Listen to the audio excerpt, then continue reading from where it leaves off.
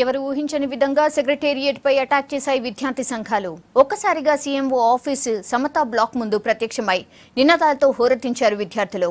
అక్కడే బైఠాయించి ప్రభుత్వానికి వ్యతిరేకంగా నినాదాలు చేశారు. సీఎం ఇచ్చిన హామీ విద్యార్థుల ఆగ్రహానికి కారణమైంది. ఓయూ భూముల్లో డబుల్ బెడ్రూమ్స్ కట్టిస్తానన్న సీఎం కేసీఆర్ ప్రకటనపై భగ్గుమన్నాయి విద్యార్థి సంఘాలు.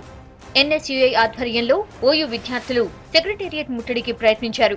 ఓయూ భూముల జోలికి వస్తే ఊరుకునేది లేదని హెచ్చరించారు. ప్రభుత్వం తన నిర్ణయాన్ని వెనక్కి తీసుకోవాలని నినాదాలు చేశారు. ఆందోళన చేపట్టిన విద్యార్థులను పోలీసులు అడ్డుకోవడంతో పరిస్థితి గందరగోళంగా మారింది. ఈ సందర్భంగా కొందరు విద్యార్థులకు గాయాలయ్యాయి.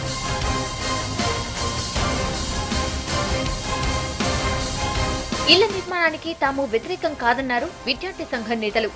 ఓయూ భూములు ఎలా ఇస్తారని ప్రశ్నించారు. అవసరమైతే కేసీఆర్ ఫామ్ హౌస్ భూములు పేదలకు పంచాలని డిమాండ్ చేశారు. సామాజిక ఉద్యమాలకు, సమాజంలో అట్టడుగు వర్గాలకు గొప్ప అయినటువంటి ఉద్యమాలు అందించినట్టు ఉస్మాన్ యూనివర్సిటీ భూమిని ఆక్రమిస్తే మేము ఒప్పుకోం. ఇప్పటికే సీమాంధ్ర నాయకులు వందలాది ఎకరాలు ఆక్రమించారు. వారిని గుంజుకోండి. ఇక్కడ సీమాంధ్ర నాయకత్వం పేరుతోటి తెలంగాణలో అధికారంలోకి వచ్చింది ఇక్కడ ముఖ్యమంత్రి. బంగారు తెలంగాణ నిర్మిస్తాని ఉన్నటువంటి భూమిని గుంజుకొని బంగారు తెలంగాణ ఏ విధంగా నిర్మిస్తావు?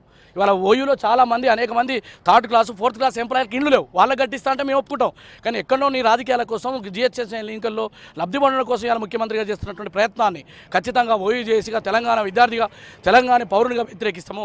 ఆక్రమణలకు గురైన ఓయూ భూములను రక్షించాల్సింది పోయి భూములను లాక్కోవాలని ప్రభుత్వం చూస్తోందని ఫైర్ అయ్యారు విద్యార్థి నేతలు. కేసీఆర్ విద్యార్థి వ్యతిరేక విధానాలు అవలంబిస్తున్నారని మండిపడ్డారు. సమాజంలో ఒక చైతన్యం తీసుకురాకుండా ఉస్మాన్ యూనివర్సిటీని పక్కకు పంపించే ప్రయత్నం జరుగుతుంది.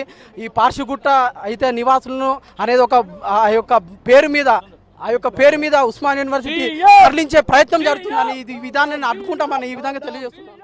ఆందోళన ఉద్రిక్తంగా మారడంతో విద్యార్థులను అరెస్ట్ చేసి అక్కడి నుంచి తరలించారు పోలీసులు.